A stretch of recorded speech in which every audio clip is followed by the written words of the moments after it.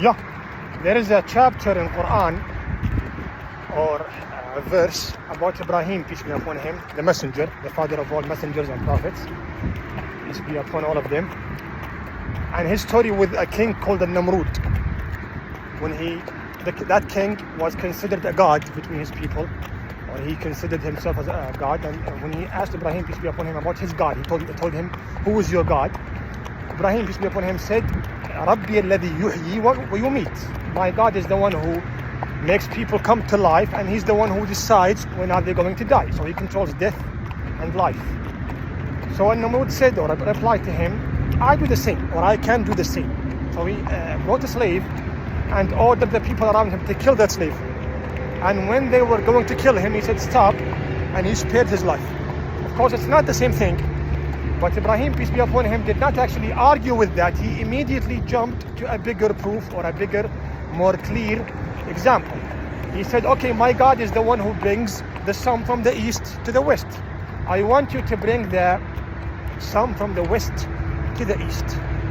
فَبُهِتَ الَّذِي كَفَرَ, which means the infidel or the disbeliever was shocked from that reply. Of course, Ibrahim, peace be upon him, can actually go back and tell him that the first example was not accurate. His reply to the example was not accurate. You can't compare someone who actually brought people to life and decided when are they going to die to someone who decided to kill someone, then decided to spare his life. He can't even control his own life. How can he consider himself a god?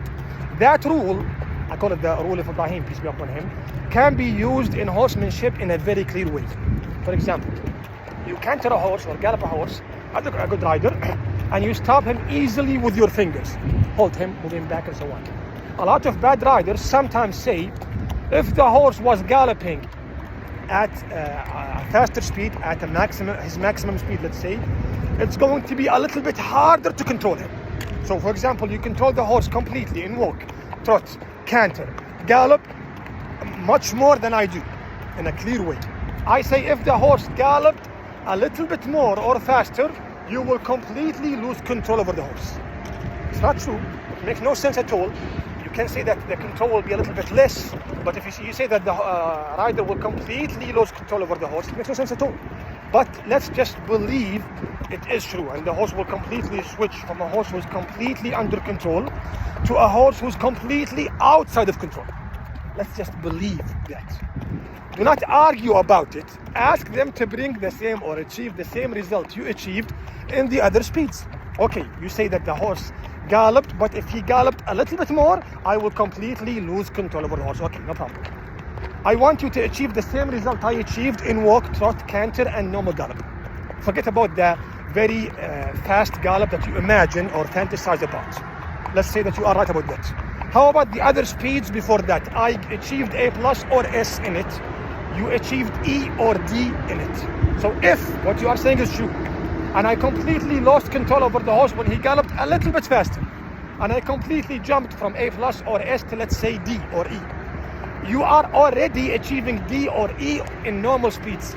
What do you think will happen when you are at a very high speed? So if I achieve 70 or 90 at a certain situation and you achieve 50, then we switch to a harder situation according to your way of thinking. I jump from 70 to 50, you will immediately jump from 50 to 30 in the same exact situation. That is what I call the rule of Ibrahim, peace be upon him. Instead of arguing with him about the issue of the death and life, he immediately jumped to the idea of the sun rise from the east to the west instead of the west to the east. Do it in horsemanship. Do not argue about the thing that you have a doubt about.